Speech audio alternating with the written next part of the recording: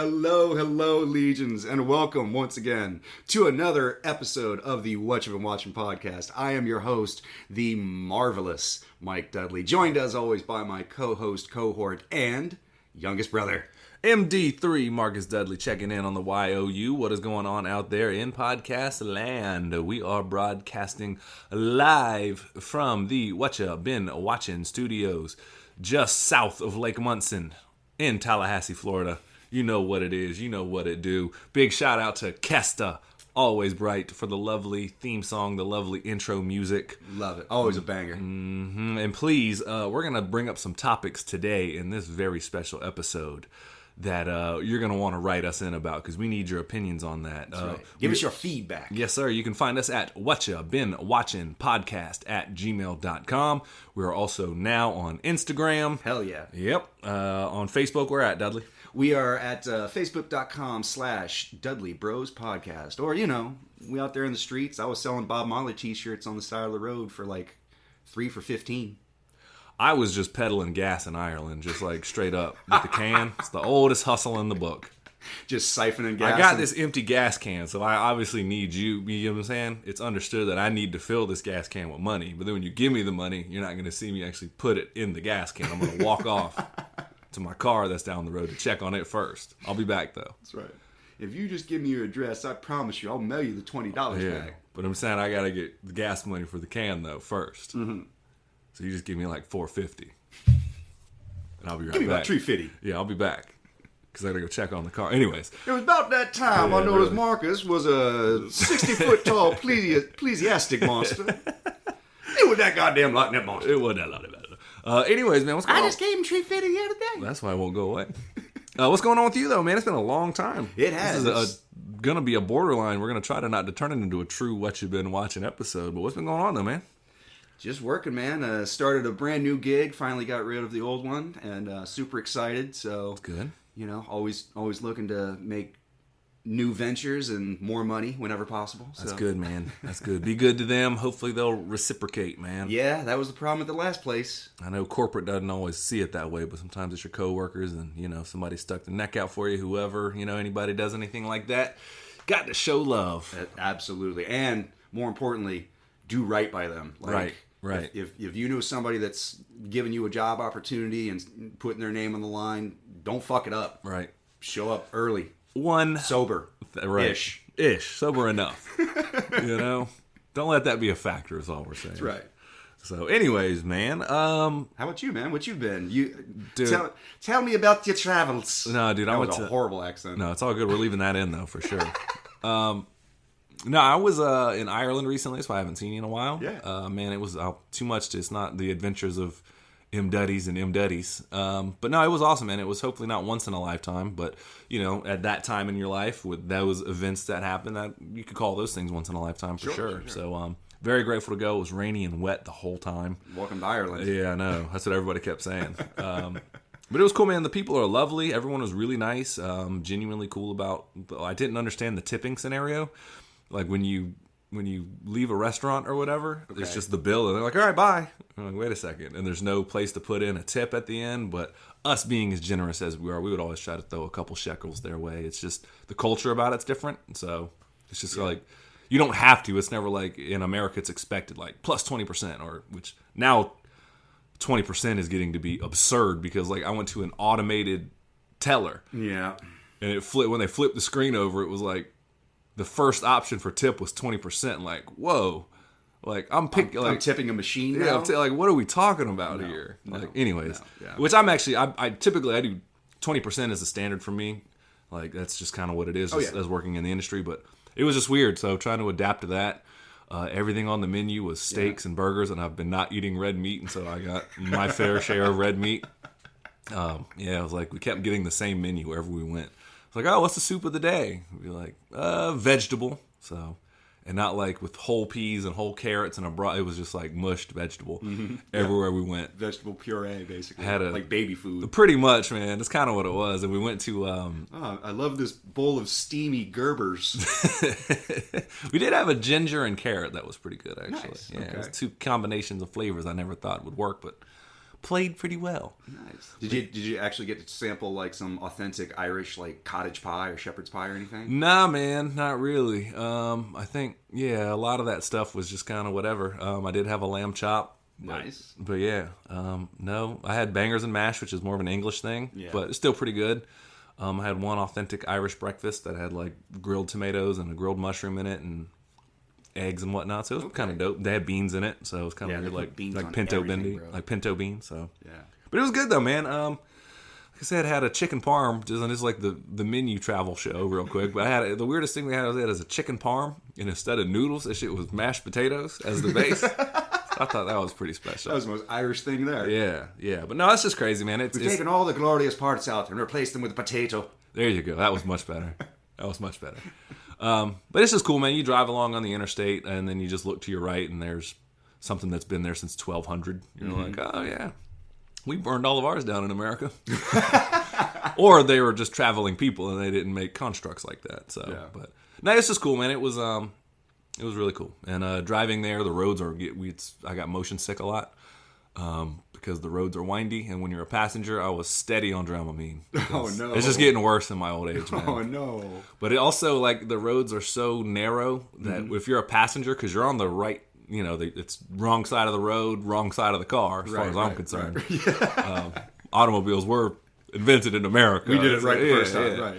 And so when you're a passenger, when another car comes, you hug that side of the road, and you can see when I was driving, Angie would do the same thing. She would tense up, and then when she was driving, I would be like, you look at the mirror like we're about to lose it. But we navigated successfully. A little bit stressful, but thank God for roundabouts being every 10 feet, so you can have quick U-turns everywhere. But no, it was real cool though, man. Real cool. I recommend anybody that has any interest in going to Ireland, I fully recommend you do it. Sweet. But yeah, but that is it. I'm cutting us off there because, Michael, the people need to know, and I personally need to know, the reason why everyone tunes in. What you been watching, my brother? My man. So I watched this an old movie that I had, not old, but it's something that came out, was on my radar a long time ago, and I just never got around to seeing it. Stardust. What is that? It's written by Neil Gaiman and directed by, I think Matthew Vaughn directed it, if I'm not mistaken. Really? Oh, yeah. That makes sense. Yeah. I think you are right on that. Yeah. No, what you say. It's basically, it's like a young adult, it's based on a young adult novel, but the long and short of it is a young man goes into the Fae realm and experiences fantastical creatures and adventures and all sorts of weird characters and stuff. Bobby De Niro plays a space pirate who's a little swishy. Isn't Michelle Pfeiffer in that too? Michelle Pfeiffer is definitely in that. She plays a witch. That's right. I might have seen this. Yeah. Maybe not. I know I've seen the trailer. Yeah. It's a lot of fun.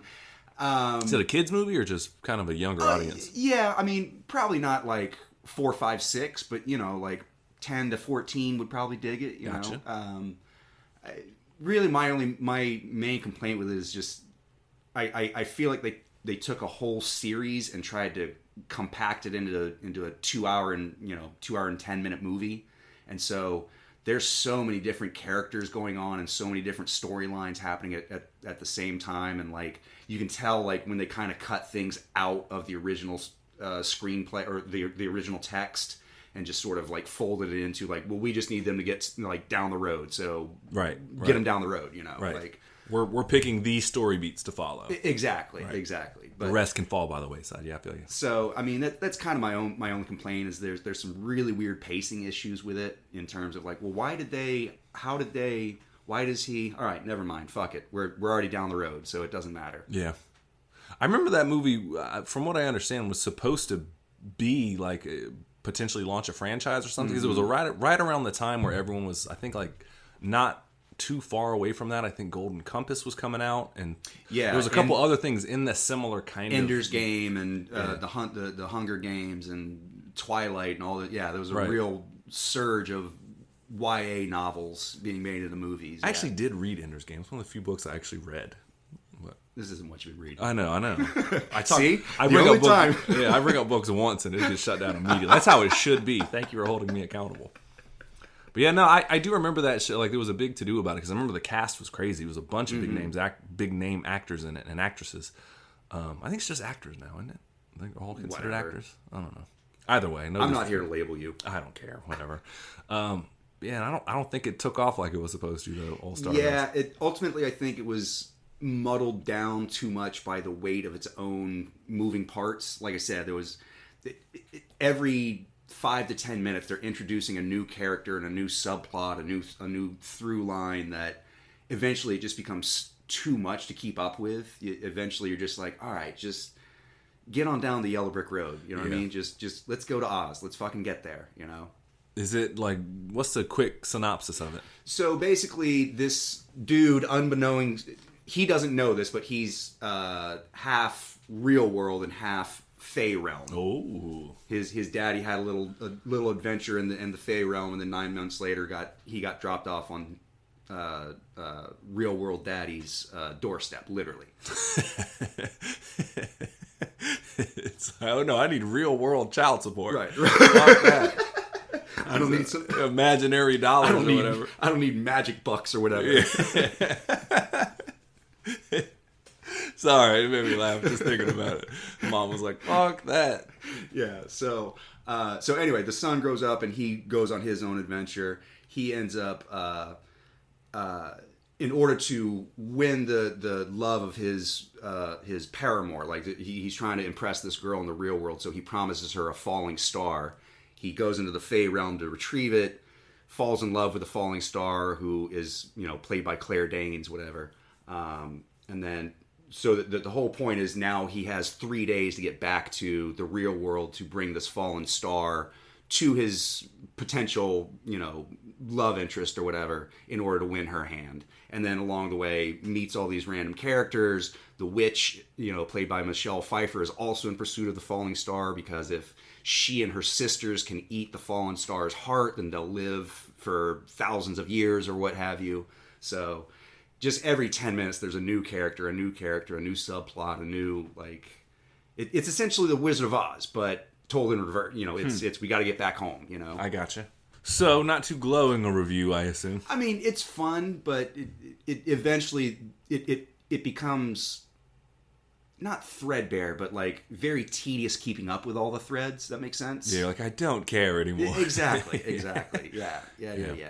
I think Matthew K. Vaughn certainly knows style, though, man. That guy, if he actually did direct it, I'm sure there was some visual flares on there that were like, that's good. Absolutely, yeah. It's not a bad movie to look at, just it does get a little long in the tooth, especially towards the third act when they come to a natural conclusion, and then of course there has to be one more thing that gets fucked up, right. And so now we just got to extend the movie by 20 more minutes because why the hell not?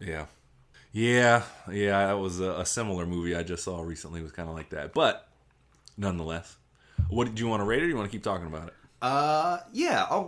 Like I said, it is a good movie. It's worth a check out. I'm kind of shitting on it a little bit heavy-handedly, and I don't mean to, but it's a fun movie. Just it's one of those. It's frustrating because I see the potential of what was there, and they're so close to hitting the mark, and they just miss it. But they miss it by just enough to where you're like, oh man, yeah. A couple of rewrites, a couple of more extended scenes, a couple of drop this plot line so we can focus on that plot line. It would have been there, Shame. So I'm gonna give it one too many spinning plates. A very honest review. Yeah. So what else was on the old docket there, my friend? Let's see. After that, I watched a movie called Azumi. Is that the female blind Zatuichi movie? It is not. Azumi is about a girl who is a member of an elite assassination squad who is assembled in order to exact revenge on a tyrannical warlord in feudal Japan. I feel like this is probably a movie that I've either owned at one point or have seen at some point or was on one of the list of radar things that I just never got around to.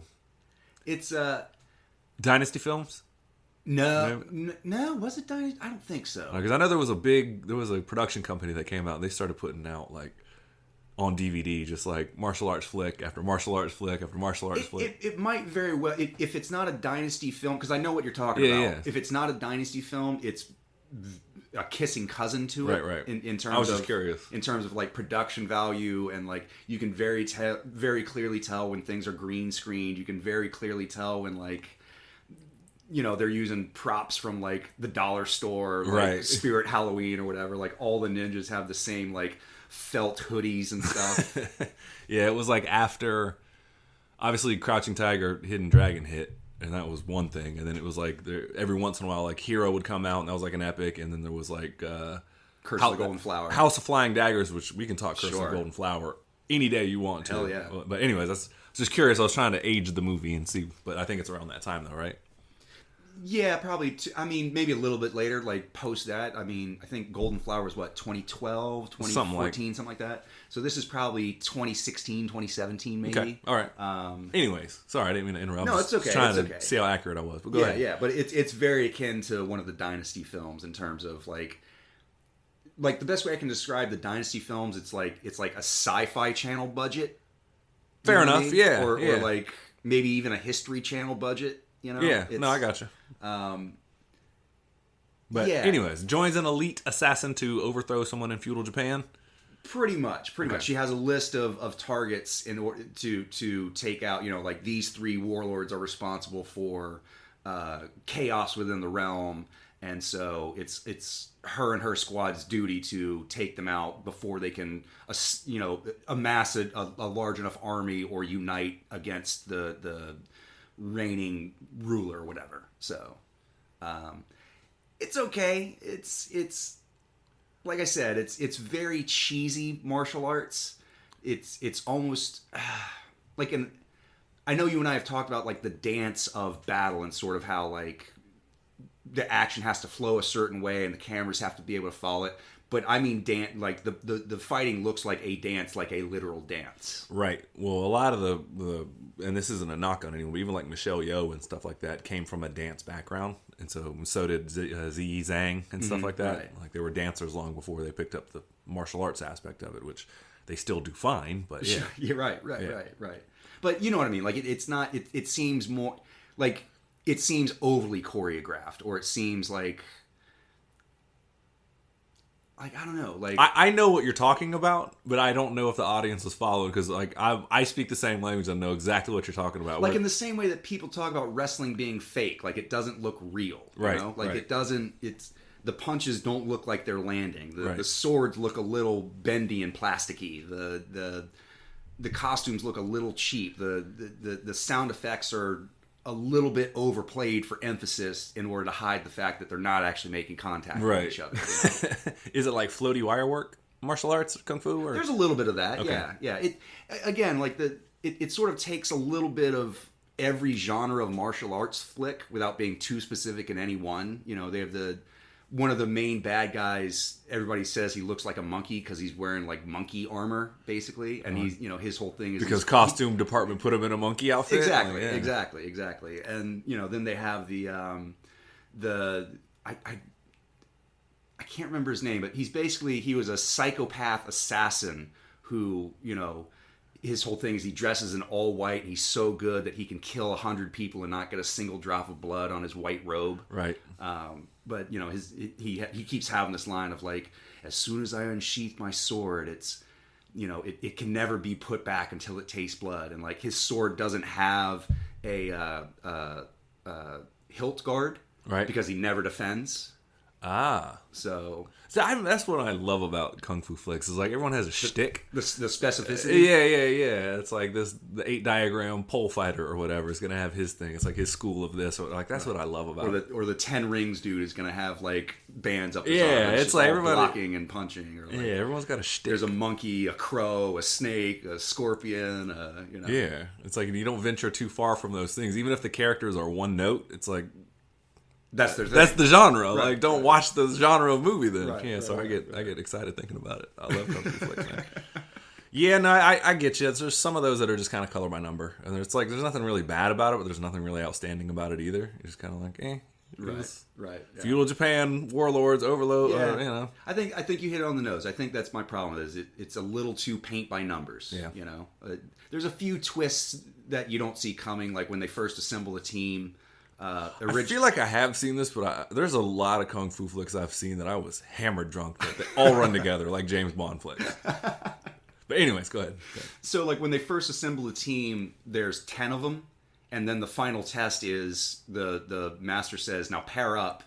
The final test is now you have to kill your partner or he kills you. And then the remaining 5 will be on my assassin team. And so, of course, one of them immediately just like guts his opponent, just like, I have to win. Yeah, that's one way to do it.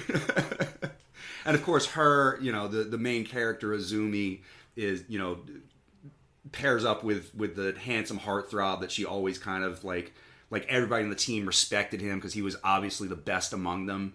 And, they have this long drawn out, wind wisping through their hair and blowing in the cherry blossom stuff of like, we have to do this because it's the honorable thing to do.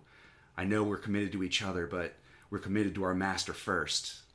Bro, I think this is the other version. There was a movie that came out right around the same time called Shinobi. Yeah. Yeah, the Shadow Heart or whatever it was called. I think this is like the sister version of that. I think Uncle Richard and I, rest in peace, did watch this movie and were hammered while we did so. Yeah, this is sounding real familiar. Yeah, anyways, but again, this plot line's probably been done 40 times in 40 other movies. You ever meet a chick in the bar and she seems real familiar and you have to think to yourself, did we fuck? And you're like, if you are rich and I have boned you, please meet me by the nacho cart. Also, if you are rich and you want to be boned, please meet me by the nacho cart. Yeah, no, anyway, sorry, I'm going off on a tangent here. That's all right. But no, I think this is the counterpart, the other half of the movie Shinobi. It's possible. I think so, man. Yeah, possible, sorry. Yeah, yeah. because I actually watched that movie Shinobi a fair amount of times. But yeah, go ahead. Sorry. And yeah, that's it. That's all I got to say. I'm going to give it one rehashed plot line. And that's all you need, is that and a green light with a budget and a choreographer. That's it. There you go. Well, what else you been watching, my guy? Let's see. After that, I watched something that is phenomenally fun. I watched Clue. Oh, yes, please. Please, go ahead. I love that movie. It's so good. I mean, it's a who's cast. I mean, it's got Madeline Kahn and Tim Curry and what's the guy from Spinal Tap? Oh, Jesus. I don't know. I know who you're talking about, though. I don't know his name, though. Anywho. But yeah, it's such a fun movie. And like, to take the concept of a simple board game and stretch it into something as good as that. And like, it's such a funny movie. I don't know if it was, I don't know how strict they were to the script, or how much free range they were given to like improvise. I think probably a little bit of both. I think it was like, hey, at some point one of us needs to say like, oh, Mr. Body was murdered in the kitchen, or like one of us needs to reference like we should go into the hallway. But I think pretty much they were just kind of given free reign to do whatever they want and explore the scene. I mean, I think you're probably right as long as arrive at the destination. And the only reason why I say that is the only thing that had to be script is everything that's, yes, the events that happen have to be recollected, but like the exposition dump all comes at the end. Yes, yeah. Like that wild choreography where Tim Curry's running room to room, that's explaining so brilliant. What happened. It's so like, brilliant. The whole, I mean, like, again, you talk about a dance and choreography and the camera following so that everybody it has a spatial awareness, and there's never a question of like, wait, what room are we in and why are we here and what's.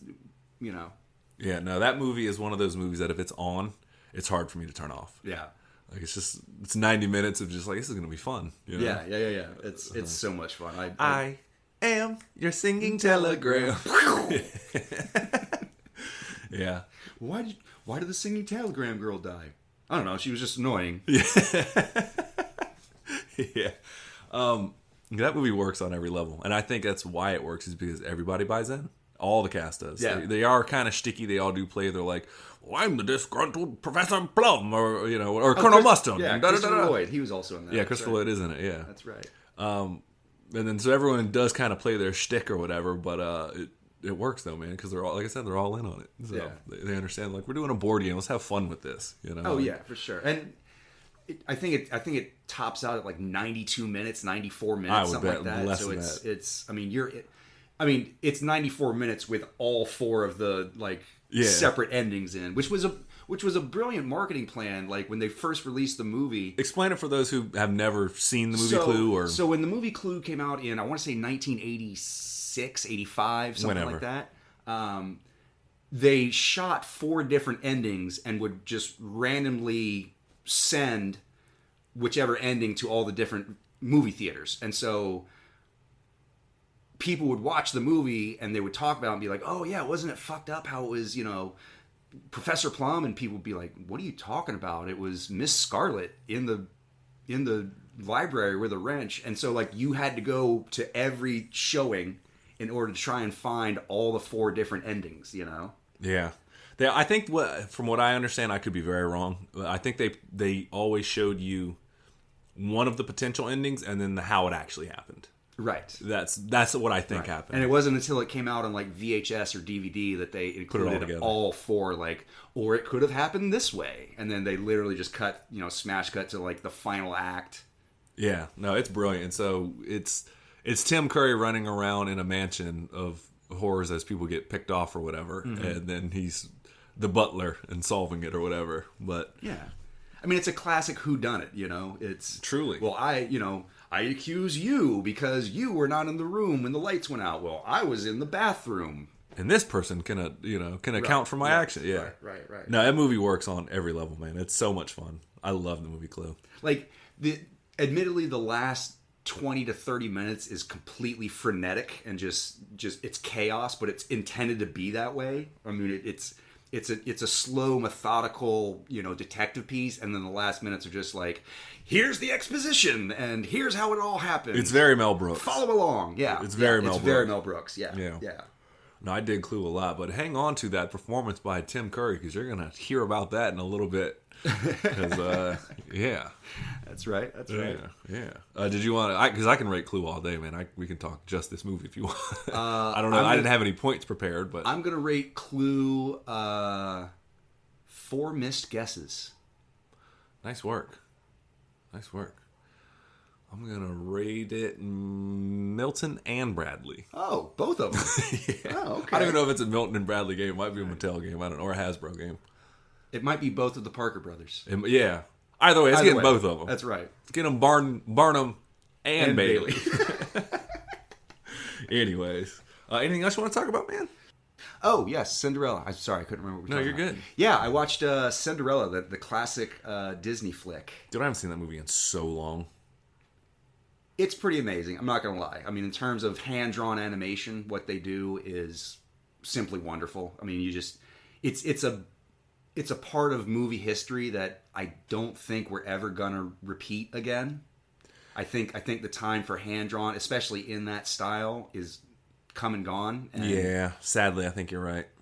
Yeah. Unless they do it on purpose to be like, remember this kind of situation. Sure. There might be outliers in terms of, people who want to do that specific style just for the nostalgia, but I don't think as far as a movement or as far as an artistic style that's going to be something that we ever really see again. Nah, I think you're right. Unfortunately, the hand drawn is kind of a thing of the past. Yeah. But what do you? Because I actually, like I said, there's a lot of classic Disney I haven't seen in a very, very, very long time. Sleeping Beauty being one of them, Cinderella being another one. Sure, yeah. I remember, what was the mice name? It was Gus. Yeah, Gus, and Jack. Yeah, Gus, and yeah. I was like, Gus. We can do it, we can do Yes. it, we can help our Cinderella. Yeah. And the sisters are bitches. Yeah, they are. I know that part. But yeah, no, I don't really remember the story. And that's the one where the bibbidi boppity boo. Correct. Yeah, okay, Yes. good. Yeah. Okay, I still got I some mean, of it. for the most part, I think that was the movie that sort of solidified the Disney script in terms of like there's a song every like 5 to 10 minutes. It's very much designed for children and designed to move at a brisk pace in terms of every 5 minutes there's a new thing happening, whether it's a song or a plot twist or a character development. There's something happening. So like there's never a period where you're sitting around looking at your watch being like, God, how much longer is I going to spend on this? You know, like those movies clocked in at like 70 and 75 minutes back in the day, though. They didn't have to be the full. Right. That was considered a feature length. Because I know Dumbo's really short. Dumbo's like just over an hour. Yeah, it's like 68 minutes or something like that. Bambi too. Yeah, it's pretty. Yeah. But again, like you got to understand that this was a time when you were literally paying per footage of film. You know, like it costs money to put stuff on film. You know, it's not like the digital age now where you can just shoot all day and edit on the fly and get rid of stuff and whatever. You know, shoot for 1,000 hours before you have to change cartridges or whatever, or discs or whatever. It was hand drawn. Yeah, it was hand drawn. Hand drawn and colored within the lines, painstakingly by me. Yeah, I don't know. It's weird. Just some of those, like, if somebody said, "Oh, Cinderella's my favorite Disney," like that's cool. It was. I remember owning it on VHS and watching it, and like anytime there was a sleepover or whatever, anytime you go to some kid's birthday party or whatever back in the day, or just recently, you know, I don't know the last time I've been to a kid's party. I was gonna say, when was the last time you were over a kid's sleepover? I mean, it would probably be Frozen nowadays, but but yeah, I don't know. It was something like it was kind of heavy in rotation, but it was just never like in retrospect, I didn't like it as much as some of the more like the Lion King, Aladdin's of the world. So, well, I think that sort of those movies sort of spoke to your generation in a way that, you know, maybe Cinderella, Snow White, Pinocchio spoke to, you know, like our grandparents when they were kids, you know? Yeah, because I know Pinocchio was your jam, right? I loved Pinocchio. That was a great movie. Still his. I mean, all of them are good. It's hard for me to like just be like, those movies suck. It's like, okay, if you just don't like Disney, that's fine. Sure, right. Yeah. I mean, obviously everyone has their favorites and sort of their tier list in terms of like, you know, I put Jungle Book right below like The Fox and the Hound, and then like maybe there's like Song of the South in there somewhere, but I don't want to admit it. I'm not gonna lie, that Brer Rabbit song's pretty fucking fun. Yeah, actually, Zippity Doo Dah is pretty catchy. Yeah, gonna pivot off of that one before we get ourselves in trouble. But yeah, no, I'm with Cinderella. I haven't seen it in a long time, so I can't comment too much. But yeah, you know. It's a classic for a reason, though. I mean, like I said, it's been probably 20-something years at least since I've seen it, and I still remember songs specifically. Sure, I remember the mice name, you know, like, yeah, I remember the things turning to the animation sequence in my brain of the carriage going from a pumpkin, you know, like, right. And even just the lexicon of like when a sports player comes out and they're really hot, you know, with like their rookie year. Oh, it's a Cinderella story. Yeah, or that is one thing, yes, the Cinderella story and like the madness brackets that we talked about, like someone turning back into a pumpkin. You're like, oh, it was kind of like a Fugazi situation where you're like, oh, this person was hot for a little while, but I guess the clock struck midnight. Now they're back to being a pumpkin. Looking at you, Tim Tebow. Yeah, exactly. I won't look your way. Period. But so I mean those are the reasons why things like that enter the lexicon, is because they're classic and they stand the test of time. Absolutely, yeah. If you haven't seen it, please go watch it. It's short, sweet. It's worth it. It's worth a look, just in terms of appreciating the time and effort put into the hand drawn animation. You know, but it's not changing the genre of movies by any stretch of the imagination. It's not. You're not going to walk away being like, and I must base my entire existence on this movie. I too must wear glass slippers and wait for my Prince Charming. Yeah, they certainly didn't keep up with the times as much as they should have. All right, so I mean that kind of covers what I've been seeing, man. Unless you want to rate Cinderella, I'm going to give it 2 glass slippers. There you go, the matching set. That's right. There we go. So tell me, brother, what you been watching? Oh, I thought you'd never ask. How much time you got, pal?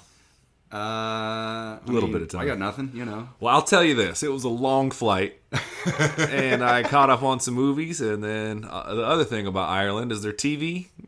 Although, I don't know. I haven't seen broadcast American television in a long time, but their basic cable that they have, not as good. Maybe I'm just not as familiar with the source stuff, but they show nudity.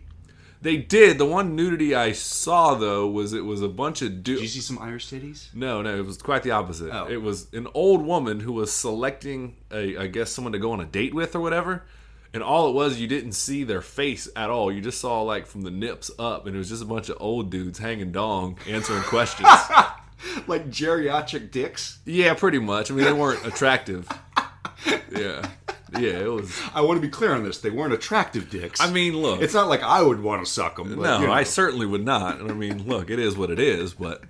It's not like it's Liam Neeson dick. Yeah, I know, right? It's just all you would see hanging from the shadows of the rafters. But no. But in the time being, though, I did watch a lot of stuff on the plane, and I stayed, like, they had a USA channel. Not USA, like the network USA. Okay, it was just like American television. Right. And they would play some Rick and Morty or some Family Guy or something, which is more my speed to fall asleep to at that time of night. But they played some dope stuff, too. And so between that and the plane... I watched a lot of movies recently. Lay them on me. Let's go rapid fire. We're going to rapid fire. Started with the movie... Actually, I saw this in theater. You were talking about Matthew Vaughn earlier? Yeah. I saw the movie Argyle with Henry Cavill, however you say his name. Oh, who was also in Stardust, by the way. Oh, nice. See? Yeah. And the incomparable, the one and only, the Wall of Famer himself, Sammy Rockwell. Sammy Rocks. Yeah, and Dallas Bryce. Talking about dancing Sammy Rocks? He's so gangster. He's so gangster. Just put him dancing in everything. He does, I think, dancing just about everything. Maybe not in 2 billboards outside of Ebbing, Missouri. Yeah, it's not really a dancing movie, but you know. Yay, my daughter's dead. Yay, racism. Yeah, no, it doesn't really flow like that. But no, Sam Rockwell's in it. You were saying a little bit earlier, too many plot points. It's based off a series as well. And Dallas Bryce Howard is in it, who looks great. I gotta say, and I don't mean this as an insult, so please don't take this for what it is, or don't take this for anything outside of what I'm actually saying, but like, you could tell she put on a little bit of weight, but I'm glad that she kept it in the movie. Like, she's a little bit heavier, and she looks great. You know what I mean? Like, I'm glad that it didn't detract of being like, and I don't mean like, quote unquote, put on a little bit of weight by Hollywood standards, but it wasn't like she was some rail skinny whatever. Like, she looked like... Right. And she's still very pretty. So, like, I'm not saying anything about it, but it was nice to see in a movie, because even, you know, the person I saw it with was just like, she put on a little bit of weight. Looks good, though. So, cool. It's just nice to see some, like, when it's not always the same, like, rail skinny. Like, I get it. Or like, we want to cast you in this, but we want you to be under 130. Yeah, you can tell like, when... All right, well, but I'm 140, so what's the fucking difference? And or whatever, or... Fuck it. Even if you're 200 pounds, yeah, like as long as you can carry the weight of the role, right? Who cares? And in my mind, the narrative I told myself was like, I think it's because she really's got some juice now. Like, in terms of like, she has all the Jurassic World franchise underneath her belt, which is multiple billion-dollar movies. She's been directing Star Wars and The Mandalorian. Like, she might have been like, fuck you. She's directing, she's producing, she's writing, she's all over the place. So in my mind, I hope she was like, yeah, fuck you, I'm not doing it. Right. And that's so. If so, tell you good what, for her. you lose 10 pounds and then I'll work on it. Are you telling me you want me to be more attractive than Henry Cavill? Because it doesn't matter how much weight I fucking lose. Like, let's be real here. Look at this guy. Unless I put Henry Cavill's skin on my own. Let's be real here. So that's the story I told myself, and I hope everyone takes that for what it is. I'm not shaming anybody. I'm I'm uplifting however the fuck you want to do a movie. Do that movie that way. Sure. So. Yeah. But I'll say this: it's a Matthew Vaughn movie, same director as Kingsman and all that stuff. So it's very stylistic. There's a lot of really cool fight choreographs. It kind of is like new plot. It's a spy thriller where Dallas Bryce Howard's character. DBH? DBH. She writes a spy fiction novel, and it turns out that it's all true. Right. So she gets quote-unquote kidnapped and brought into this ring or whatever. Yeah, it's kind of like, God, what was that movie with Will Ferrell and... Stranger Than Fiction? Stranger Than Fiction, yeah. A little bit.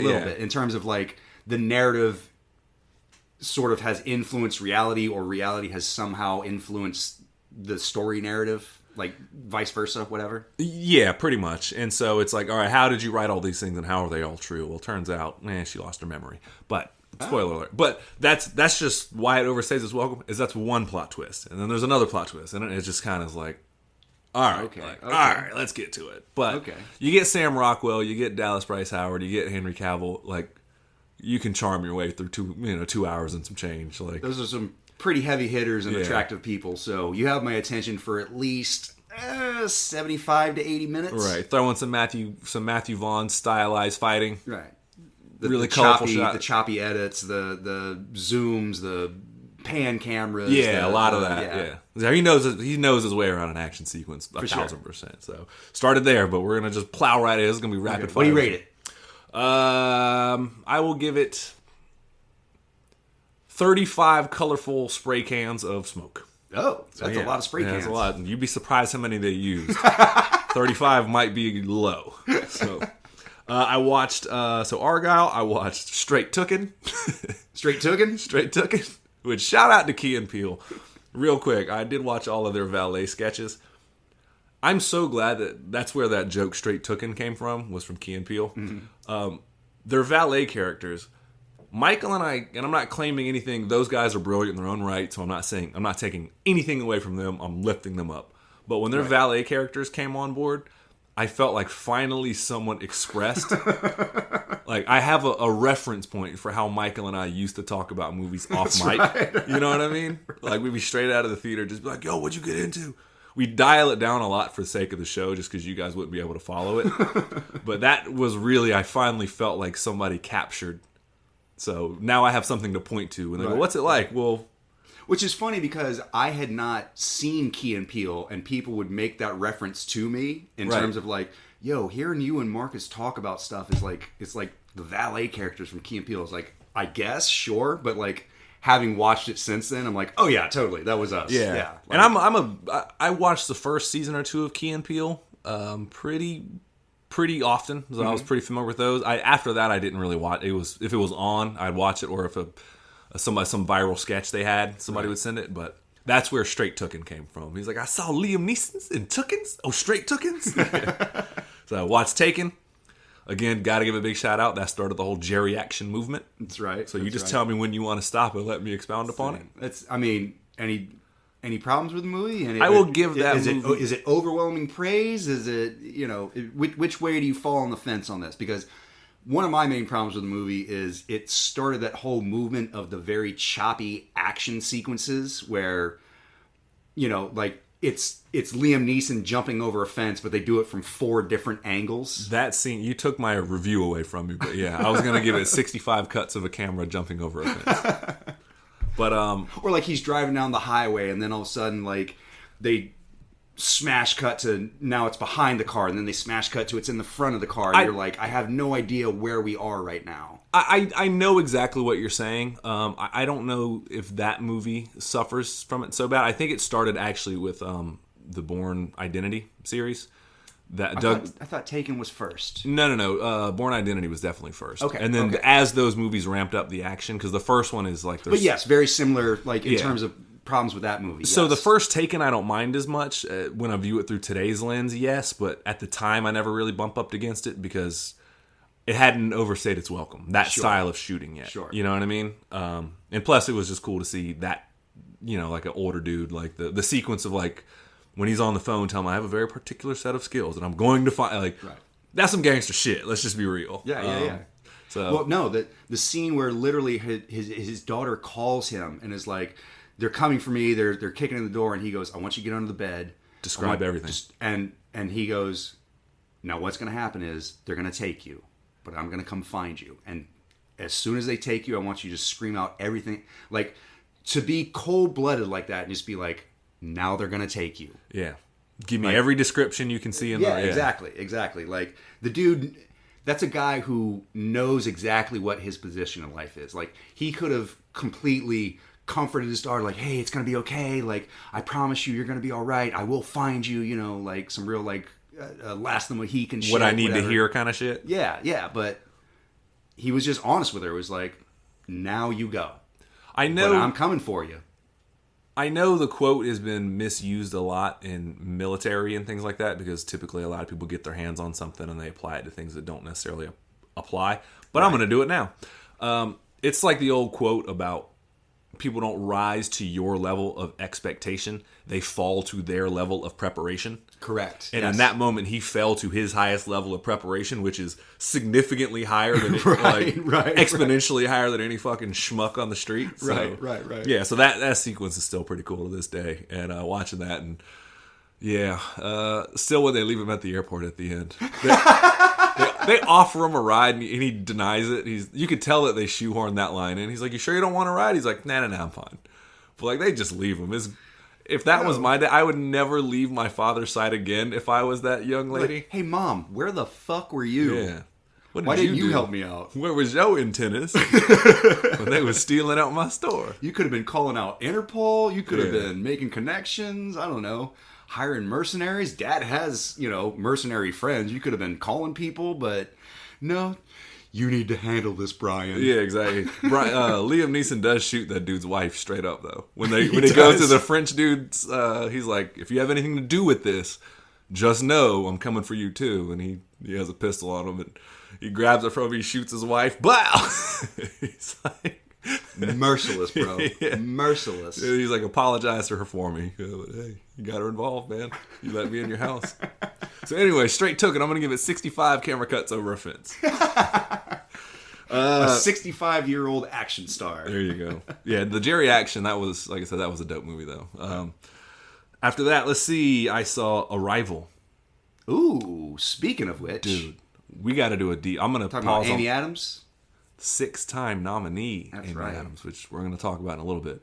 We need to do a deep dive on just Arrival. Because this movie is a masterpiece, my dude. It is science fiction brilliance. I got to be honest with you. Uh-oh. Do I need to get the alarm? No. What alarm am I getting, Michael? No. Hear me out. Let me walk you through there. I Hold got on. the hater-ass Hold Huey on. alarm right here, ready to... Hater. No. It took me multiple watches to really appreciate how good that movie was. And I think it's just because it's such a smart movie that maybe not that it flew over my head, but it wasn't what I was expecting, and so I wasn't fully aware of what I was witnessing. Does that make sense? Like, I thought the movie was going to be one thing and it was completely different, and I wasn't prepared for that. So I had to watch it a few times in order to really understand and follow the plot line and really appreciate how good that movie is. That's a fair assessment because they didn't tell you a lot in the trailer. Right. Just that it was an alien arrival movie, and it's far more about communication than it is anything else. Especially the end, where the whole thinking circular and knowing the past and the future at the same time, and how everything works out. It took me a minute to get on board. That's with fair. that, but I was ready to ring the alarm on you. No. That is a movie of. It is way smarter than me, though. It is. That's a movie of increasing returns. Every time I watch that movie, I get something new out of it and a new appreciation for the movie. So yeah, we'll talk about it in a little bit, but yeah. So I watched Arrival. I'll give that 2 septipods. Let's see. Real quick, you were talking about a good whodunit. I find myself a big fan of whodunits. I watched the Hercule Poirot, however you say his name, Poirot. Hercule Poirot. Poirot. It sounds like, yeah. I watched The Haunting in Venice with okay. Michelle Yeoh and a bunch of actors in it. Actually, Tina Fey's in it, kind of oddly cast. Okay. There's a couple other people. It's a variable who's who. But it's a good whodunit, man. I liked Murder on the Orient Express. That was another where they get an ensemble cast where it's Still have not seen either one of those. It's dope. There's one in between it, Death on the Nile, that I haven't seen. And I was looking for that one to try to go in sequential order, but then I realized anthological. Didn't need any prior knowledge. Doesn't matter. It's fine. Yeah. You don't need to watch Rocky 1 to understand Rocky 2. Yeah, exactly. But it was a good whodunit. Certainly not super high on my list of all-time whodunits, but I can always enjoy the good murder mysteries. And sure. Hercule Poirot is an all-timer. He's up there when you talk about the Sherlock Holmes of the world. When you talk about even, dare I say, the Glass... God, what's his character's name in Glass Onion? I actually have never seen Glass Onion. He's going to be up there, too, in terms of that. But it's Daniel Craig. Daniel I know Craig. what you're talking about, I can't remember his name. It's Benoit is his name. Or whatever it is. Well, I can't remember. It's not Chris Benoit, No, it's not. No. Are you sure? I'm sure very it's not Chris Benoit? Yeah. It might not even be Benoit. But, yeah, no, I do like those. But Hercule Poirot is an all-timer. I'm just butchering the name more and more. I love your overemphasis. Poirot. It's Perot, but I know it's not Perot. It's Hercule Poirot. That was a legit snort. I can't do French, man. I took Spanish 1 and 2. I don't know. Yeah. Haunting in Venice mixes a little bit of mystery, a little bit with the unknown. Okay. A little bit of unknown in there. Okay. Not quite as good as the sum of its parts, but it still kind of works. So it's pretty much the premises. And who's the titular character? Is that Hercule Poirot? No, It's Kenneth Branagh. Who's the actor? Kenneth Branagh. Kenneth Branagh. Who Okay. directed Thor. Kenneth Branagh. Branagh. who's an Irishman himself. Man. I'm glad Michael enjoys this. This is a true what you've been watching. So not only am I butchering the actor's name, but I get to butcher the character's name too. So yeah, I got to watch that. It was pretty good. Michelle Yeoh's in it, so it's hard not to. Michelle Yeoh. Michelle Yeoh. Yeoh. All right, we got to get off this bit. I'll rate it spooky ghost story. That's what I'll rate that. One spooky ghost story. Okay. And then just watched Insomnia. First time ever seeing that. Was that Christopher Nolan? That is Christopher Nolan. Yeah. That's his, I think, second motion picture, maybe third.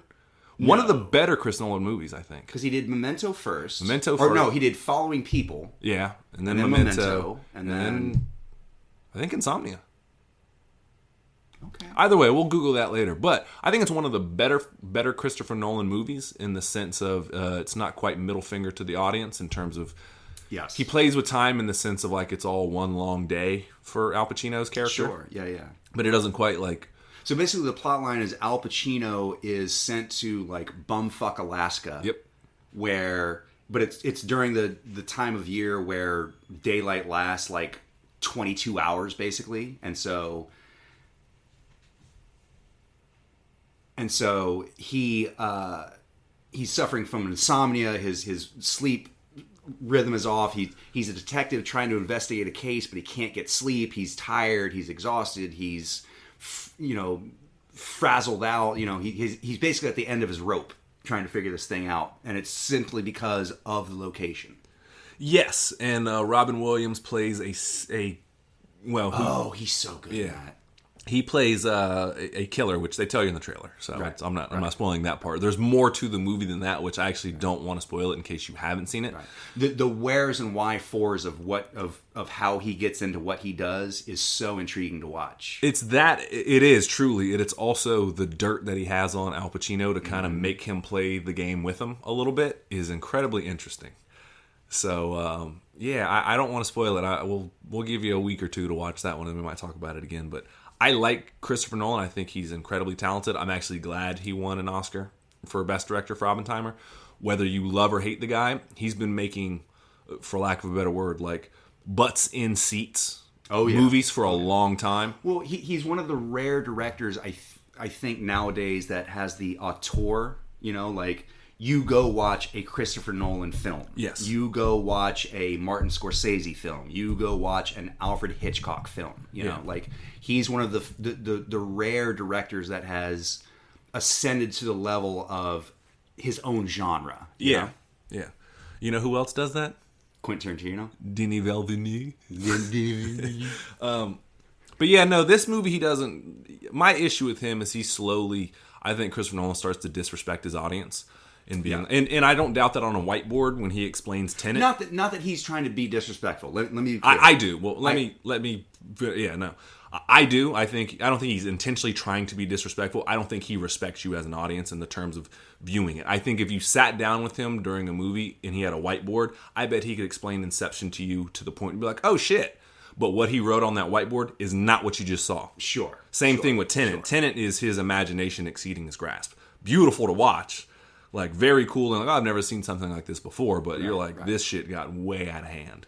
I just mean, like, I don't think he's being intentionally disrespectful. I think that he thinks he's the smartest moviegoer ever.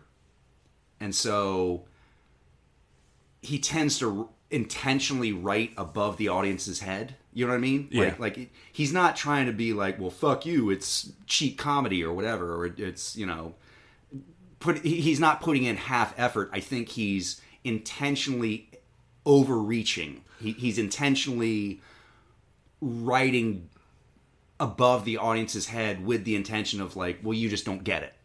You know what I mean? And that's what I mean, where it's kind of like, okay, and that's cool. I don't doubt that the rules of Tenet apply.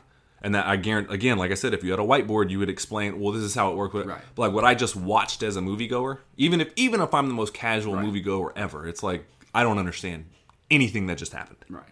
And even in that movie, Tenet, I get so caught up in the back and forth of the time, I forgot. Right. Where are we? What's happening?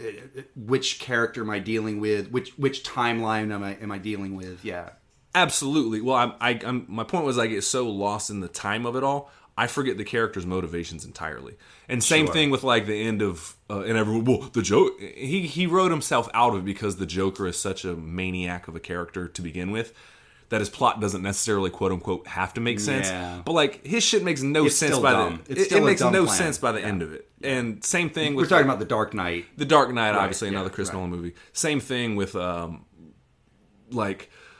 Dark Knight Rises, where like Talia al Ghul has to first sleep with Batman before she can exact this evil plan, Yeah. and then she's gonna give the detonator to her. Like it just missed me with that shit. How about you just stab him when he's balls deep inside you and like be done with it and be like, oh, now Batman's dead, so Now I can blow up. now we run the city. And I can Like, blow up Gotham however I want to.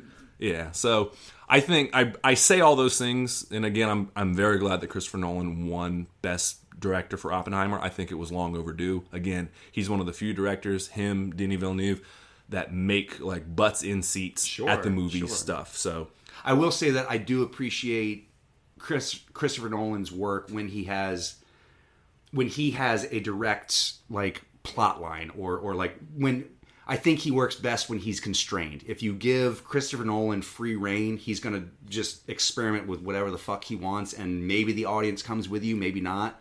But I think Oppenheimer is a great example of like, no, dude, we really need you to tell like this particular story.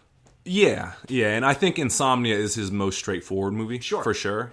Prestige, it gets. I like Prestige. I like Prestige a lot. But Oppenheimer is great in the sense of he could have just told this story. The non-linear storytelling actually works to his favor. In Oppenheimer, it almost gets away from him, but he brings it back in with the framing device of Robert Downey Jr. Every time he's in court, you're like, okay, now we're following this aspect. But that's what I'm saying. Yes, he has a nice framing device cop out of being Right, like, right. oh, here we are again. because that gives you a keystone of like, I know where I am in the timeline. Right. So Insomnia, I dug. I will give it 8 crazy nights. Other than that, man, saw The Creator, which if you're a sci-fi fan, just in terms of spectacle, we talk about a big movie. It's the guy who directed Rogue One. I think I always mix them up. It's Gareth Edwards. Evans. No, Gareth Evans and Gareth Edwards. And I always forget which one did The Raid and which one did Godzilla in Rogue One. Listen, if there's one thing we're consistent on in this podcast, it's butchering names. So thank you, Gareth Evans. Yes, sir. But no, The Creator, it's got the another Wall of Famer, Ken Watanabe. Ooh. In it. Yeah. It's pretty dope, though, man. Kenny Wants? If he was in Jaws, he would be... Oh, God. He would be the ocean. I think he was supposed to be the boat. But I accept Same both. thing. Yeah. I think both. The consistency. Yeah. Yes. Ken Watanabe is an all-timer. Just for the way that he loves Godzilla. So... He's beautiful. Beautiful, yeah. Find someone that looks at you the way Ken Watanabe looks at Godzilla in that core in the second Godzilla King of Monsters. You won't. But no, I do say this, so The Creator is, it's a special effects, just like, it's up there with like Avatar. It is beautiful to look at. If you have any reverence for VFX or things like that nature, definitely check this one out. The actual events of it some of it's been kind of done before. But in terms of the world itself and the way that the like robots look and everything like that, and the artificial intelligence begins to manifest itself, is very creative, very creative. So I actually have not seen a whole lot of that movie. So what's the basic premise? It is the year 2020. No, Something scaring the ostriches. yeah, exactly. No, ultimately, it's AI has progressed to the point of it's pretty much created its own sentience. Oh. And at first, humankind reaps great benefits from it. And then all of a sudden in the Western world, so they're creating bodies for themselves. They can ultimately AI is creating bodies. Yeah, AI is creating bodies for themselves and that nature. And then ultimately what happens is a nuclear bomb goes off in California. Oh. And it kills a lot of people. Okay. And they blame AI for it because they say it was a program error. Skynet went online November 20th, 2005. Yeah, for real. So that's kind of what it is. And then it's the story of John David Washington, or David John Washington, Denzel's son. I think it's John David Washington, right? Yeah. Denzel's son? Yeah, he plays like a undercover. Denzel Washington. There you go. We got it. Let's go take 3. Denzel Washington.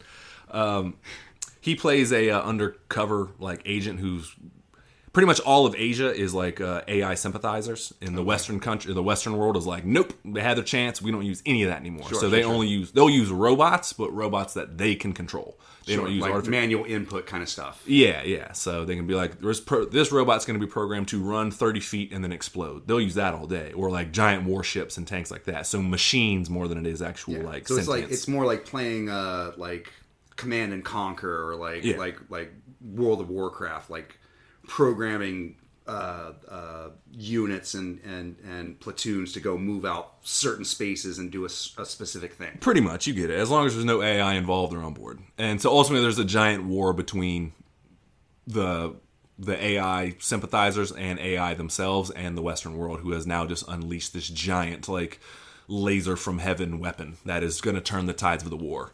And in their stead, there has been a weapon that he's undercover to get close to these people that have. Excuse me, Denzel Washington is undercover to try to get close to a group of radicals who have pretty much AI has a god. I can't remember what they call him, but there's like this god figure. Sure. And they're trying to get close to that person because this god figure, has created a weapon. And their goal is to find weapon, destroy weapon, win the war once and for all. Gotcha. Kind of like a David Koresh or like Jim Jones kind of thing. Like almost cultish? No. I think it was the person that gave them sentience in life kind of has been meddling in the background the whole time. Ever closing them to truly being alive. And so it's a lot. So like Victor Frankenstein constantly like if Victor Frankenstein had actually helped out his monster. Pretty much. To just abandoning it. Pretty much, yeah. Okay. And so the weapon ends up being, and it's in the trailer, the weapon ends up being a kid. Ooh. And so it's like the most advanced piece of machinery and intelligence ever known. And so that's kind of what it is. And then David Washington, or Denzel Washington, it's kind of it misses some of the philosophical beats that you kind of have to know how you feel about these things, and you kind of have to put yourself in what you would take is like, what truly is it to be alive? At what point when something... Because some lowly soldier at one point, they're clearing out the rubble of Los Angeles where the bomb went off, and they pull some robot out of the rubble. And it's like, please, God, no, help me. And like the woman, the lowly soldier, the woman that Denzel Washington is with, freaks out. And she's like, I didn't think it was going to be like that. I thought it was just like turning off a vacuum. Right. This thing just pleaded for its life. Like, what are we doing here? And he just turns his voice box off. He's like, nope, not hearing it. Interesting. So it's kind of like, what is sentience? What is life? At what point? Sort of. This is going to sound bad, but like, at what point does conception happen? Yeah. And so it doesn't. Maybe some people might like the movie because it's not heavy-handed. It doesn't tell you how to feel about it one way or the other. It does not. So it kind of presents both sides in terms of. It's just it's mostly just a chain of events happens, and if you choose to.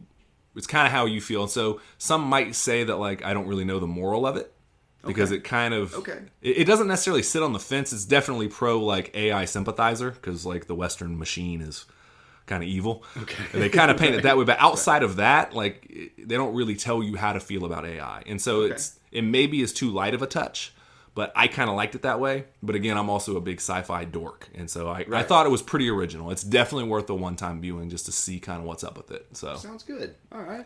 The creator. Definitely was the visual effects were nominated for an Oscar recently, who lost to, thank goodness, Godzilla -1. So as it goddamn should have been. Yeah. So it was kind of dope though, man. Other than that, The Hobbit and Dune 2, which we'll talk about later. So it's been a busy week. So that was rapid fire. But yeah, we'll take a break, man, and we'll come back, and we're going to talk about, speaking of Oscars, because Godzilla won, because Chris Nolan won, we've been dropping subtle hints, we're going to talk about some of the greatest Oscar snubs in history. All right. But we'll be back with the word from our sponsor, Saran Wrap. Saran Wrap? Why you got to make the first bit so difficult?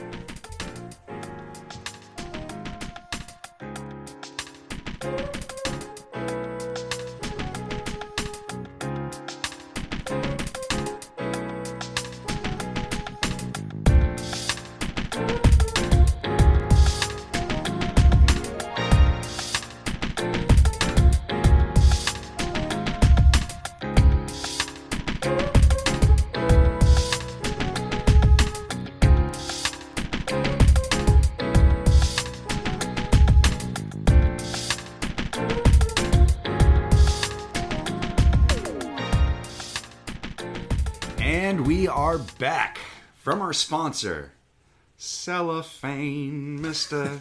Cellophane. Shoulda been my name, 'cause you can walk right through me, talk right to me, and never know I'm there. All right, we got to stop before it gets actionable. I don't know what that was, but I liked it a lot. That's from Chicago. Oh, it is? Yeah, Oh. that's John C. Reilly. Oh, see, it's actionable. Another Wall of Famer. We're bringing up all the Wall of Famers, which one day we'll have a definitive list, or it'll just be a living, breathing thing that we'll often forget. Yeah, hey, fuck you. You keep track. It's like, I know Regina King's up there. I know Jeremy Renner's up there. I know the Kurgan's up there. Yeah. Not Clancy Brown. The Kurgan. Specifically. Right. Ken Watanabe. And I always forget our female representation because I know it's way more than just Regina King. Yeah. I often forget, and then I'll sit around and be like, oh yeah, this person too. But anyways, well, we are here to talk about the Oscars just went down. Yes. And before, I'm going to let Michael do a lot of the talking here because I'm bumping my gums. But I'm going to just humble brag for just a minute, which I don't know if the two it's like a bit of an oxymoron. That's right. But our What You've Been Watching selections, we crushed. Between who I thought was going to win and who I wanted to win, I didn't miss much. Yeah, but you chose one of two people, or two selections, and generally speaking, one of those two won. So yeah, you weren't wrong. Yeah, which we got to give a big shout out to Robert Downey Jr. for finally bringing home a statue. Well earned. You should have got it for Chaplin. Yes. Oh my God. Can we talk about that? So let's get into it. Let's talk about some Oscar nominations that should have happened, or Oscar snubs that you feel personally affronted by. Yeah, and what we mean, we tried to either do, like, if they just weren't nominated whatsoever, and they should have been. Right. Okay, cool. And then also the ones that were nominated that were like, how did you lose to that kind of situation? Exactly. So we're going to talk about some of our favorite Oscar snubs and characters, movies, things that we've portrayed. And I started us off here. Glad Robert Downey finally got one. He deserved it, certainly, for Oppenheimer. If it wasn't going to be him, it had better have been, Ryan Gosling. For Ken? Absolutely. Absolutely. I hadn't seen all the other movies, but I know that he was awesome in that movie. I gotta be honest, I'm kind of mad that I'm Just a Ken didn't win for Best Music. Well, I think more on that in a minute. I think Billie Eilish won for... What Was I Made For? Yes. Which is a good song. It's a really good song. Yeah, but... I'm Just a Ken was a banger. I mean, let's not deny. Yeah. Well, anyway, so we're going to talk about some Oscar snubs, and we're going to talk about, obviously, Sean Connery and the Highlander, first and foremost. All right? But, Michael, go ahead and hit us off, man. We got a long list right here. I'm going to slide it to you, wherever you feel comfortable, my brother. Okay. I'm going to start off with Taraji P. Henson in Hustle and Flow. Fully agreed.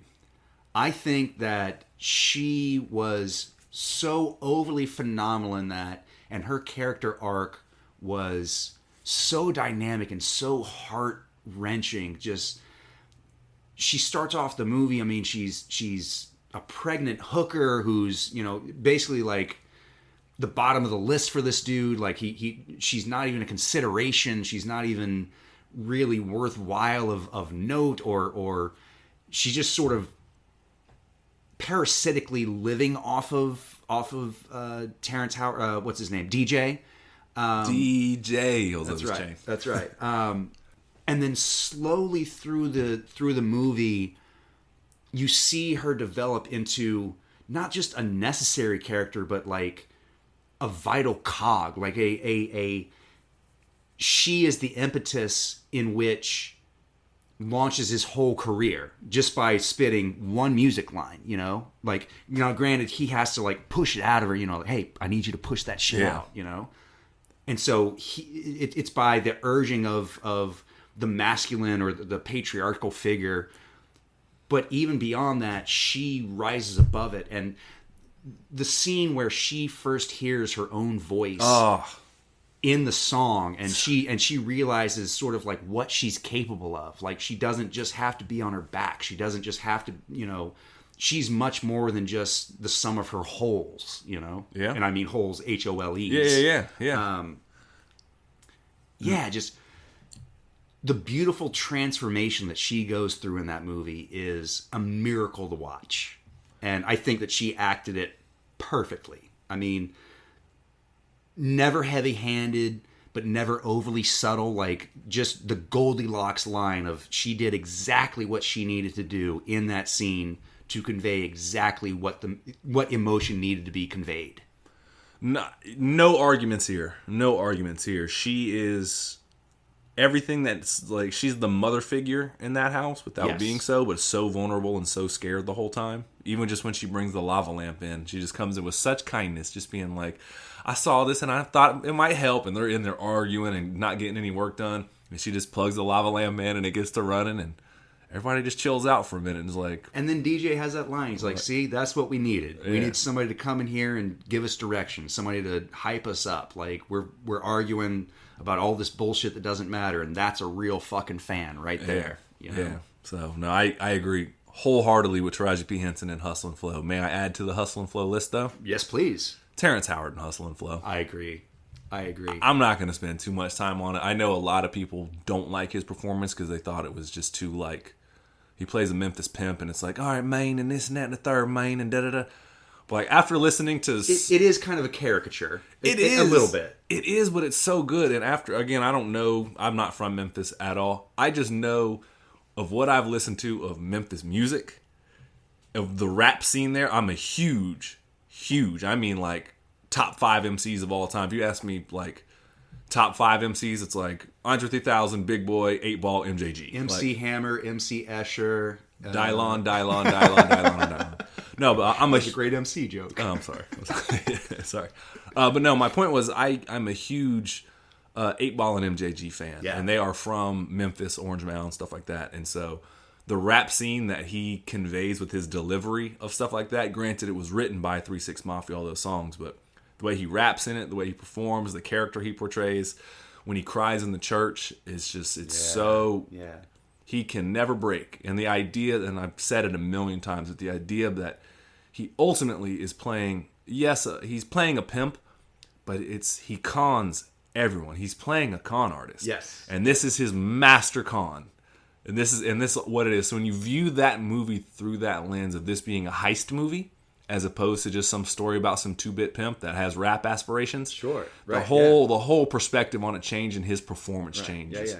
And he's working a game the whole time, and it's brilliant because it's essentially the story about a man who had no passion in his life, and then for some reason, this just caught his fire. This particular thing he noticed as like, this is my way out, and he dedicates himself completely into it, just blindly, like, this has to work. Yeah, and I think Terrence Howard commits himself completely to that role too. So, gotta just stay on the Hustle and Flow train of things for a minute. So, all right, that did win an Oscar. It won best original song for was it Hard Out Here for a Pimp? That's right. Yeah. Which the director Craig Brewer also doesn't get enough credit. The whole scene when I realized it was a heist movie is when he's telling the montage, when he's in the booth for the final time singing the song, Keep Hustling, No, It Ain't Over For Me.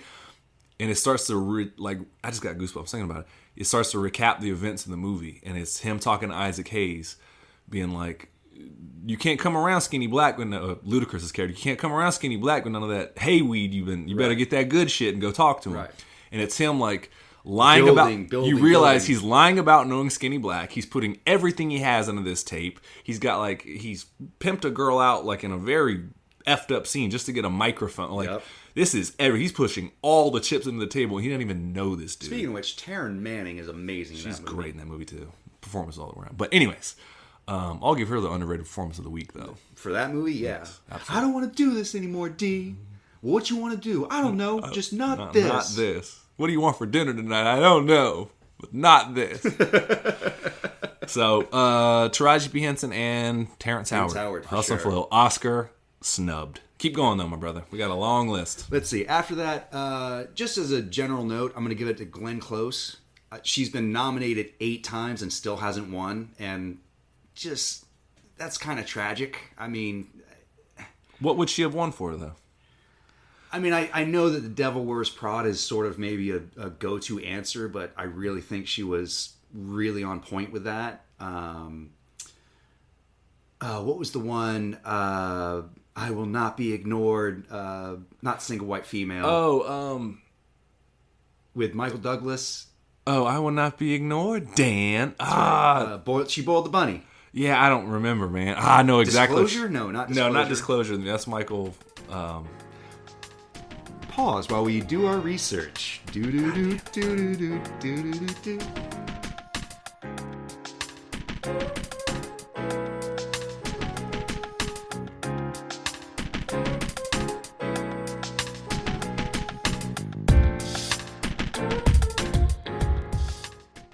Fatal Attraction. That's the one we were looking for. There we go. Fatal Attraction. Shout out to Mr. A1 once again. But yes, Fatal Attraction. Available at a1music.reality.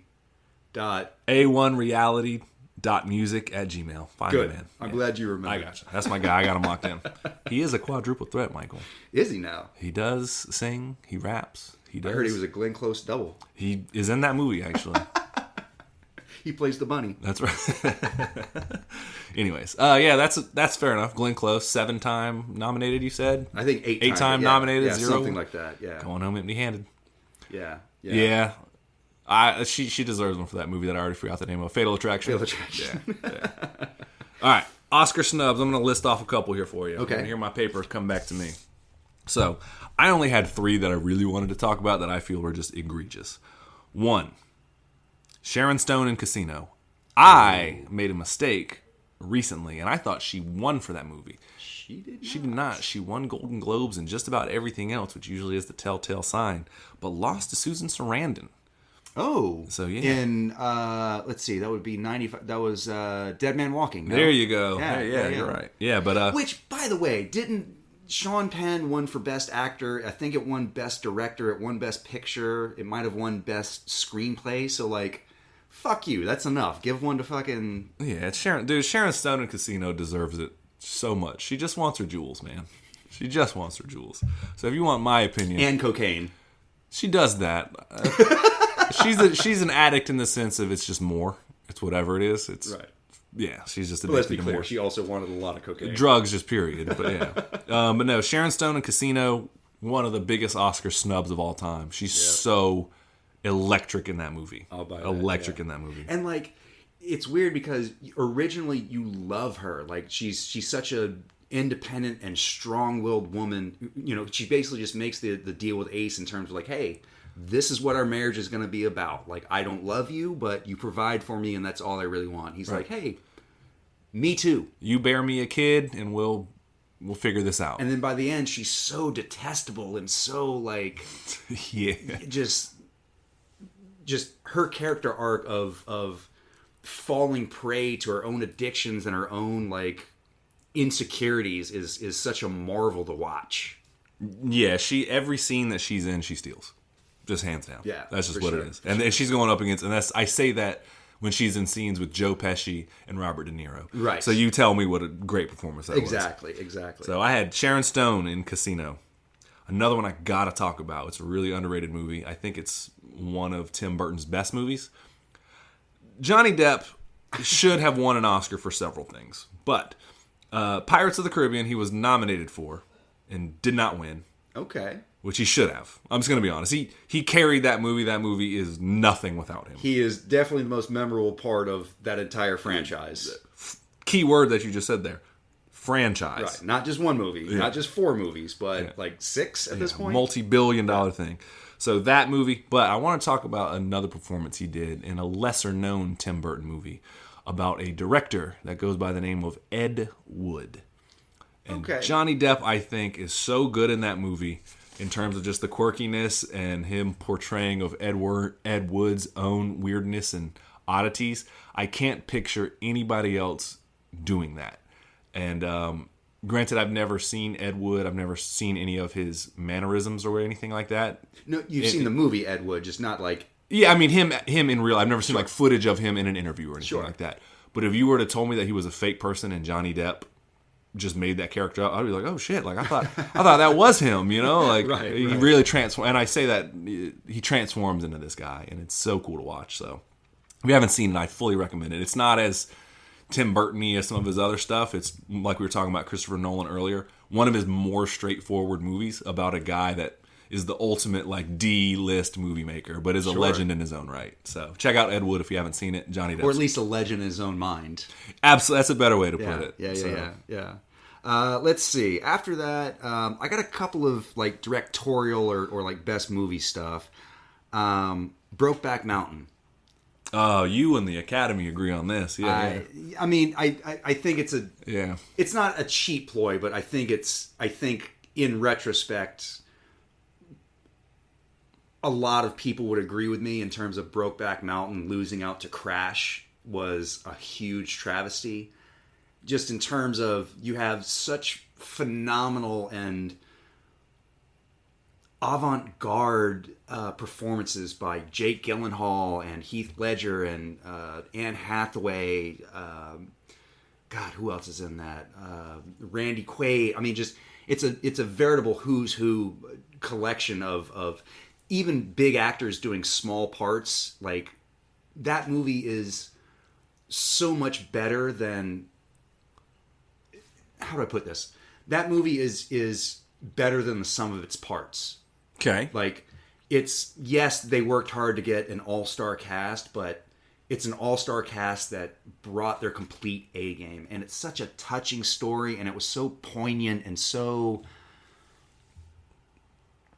There wasn't anything like it beforehand, you know? It was a very gritty Western tale, but also like a tale of romance and forbidden love and growing up in a world that doesn't necessarily accept you and trying to navigate the ins and outs of, you know, the social mores, you know. It's a brilliant movie. And then to lose out to such cheap dreck as Crash, where it was just overhanded, and again, that's another movie that has a really good cast of, you know, it's Brendan Fraser and Terrence Howard and Tandy Newton and Sandra Bullock. One of the Dylans. One of the Dylans, right. Not sure. They all kind of look alike. Yeah. Pretty sure it might be Matt. Yeah. But yeah, just it was heavy-handed, and Crash just played into the ending. Just it was such a paint by numbers, like, feel good story. Like, oh, all these racial figures coming together in the very last scene and walking away with a greater understanding. You know, like, it just played into a lot of the like hot topics at the time. I think Crash does. It was such a police brutality and racism. And I mean, those are still things that are. So when I say this, they're still very prevalent in today's day and age. But it certainly was a prisoner of the moment, I think, for the Academy to be like, we got to give it to this movie. And I don't think, to be honest, I think that Brokeback Mountain was way ahead of its time. Yes, I think if Brokeback Mountain came out yesterday, there's a good chance that it wins Best Picture. You know what I mean? If Brokeback Mountain came out in 2023, it would have won Best Picture for sure. Right. Because, I mean, but again, I think that that's a product of the times in terms of, in 2005, not that gay rights weren't a thing, but that wasn't necessarily the main focus of the cultural zeitgeist. Like, I think, if I'm not mistaken, about that time, that was like the George Floyd thing, that was the Missouri riots, that was George Floyd was 2020. This is the I Can't Breathe you're talking about? Oh, maybe not. No. That was like 2005. Oh no, I'm thinking of Trayvon Martin, maybe. No, that was after that too. But never mind. No, police brutality's been going on for Anyway, just reference some black dude dying by the police, and I'm correct. Yeah. Sadly, like, unfortunately. But yeah, so I mean, I think Brokeback Mountain was really ahead of its time, and I think universally, Crash is one of those movies that people look back now and be like, we kind of gave it to the wrong one. Yeah. So no, good call though. Brokeback Mountain. We'd be stupid to not include that on the list. Yeah. So, I mean, of Oscar snubs. Yeah. Just between Heath Ledger and Jake Gyllenhaal's performance, I mean, like, it's so gripping, and just you get so emotionally involved in these two men who are bound by desire and yet separated by such a wide ocean of, like, expectations, you know, and intolerance. And intolerance, yeah, for sure. Like, Yeah. again, I think if that movie had come out this year, it would have been a shoo-in for Best Picture. But again, I think that it's just whatever was culturally relevant at the time. Like, for some reason, Brokeback Mountain just didn't align up as much as maybe Crash did, to its detriment. Crash has great social points. It's just Crash to me comes across, it just panders a little bit. Yes. It feels like, and that's not necessarily a bad thing. Again, the point that it's overall making is valid, but it just kind of panders to the audience. And Brokeback Mountain doesn't at all. It's very in your face. Yeah. It doesn't pander to you at all. So I'm with you on that one. It intentionally makes you uncomfortable. Yep. Like, oh, we're just gonna watch, like, we're gonna do a love scene and we're gonna watch two dudes fuck, like, just hardcore, just Jake Gyllenhaal licks his palm and sticks it on his asshole. Like, this is what we're gonna do. Yeah, that's what happens. So go watch the movie if you're interested in that. So, anyways, what else we got going on though? Let's see. After that, another big best movie snub, I think, was Do the Right Thing. For a lot of the same reasons. That lost out to Driving Miss Daisy, which I think is a huge travesty just because both movies tackle the issue of the boiling under of racial tension in America. Whereas I think Spike Lee's Do the Right Thing is a little bit more hard-hitting about it. And Driving Miss Daisy is basically just, it's Morgan Freeman just being affable and amicable to a really racist lady. Like, oh, Miss Daisy, I sure do wish you hadn't said that. Yeah, that's kind of what it is. She's a shitty person. It's soft-core placating to the Academy. Like, the Academy, they want to tackle serious societal issues, but not too much. They don't want to push the button on it.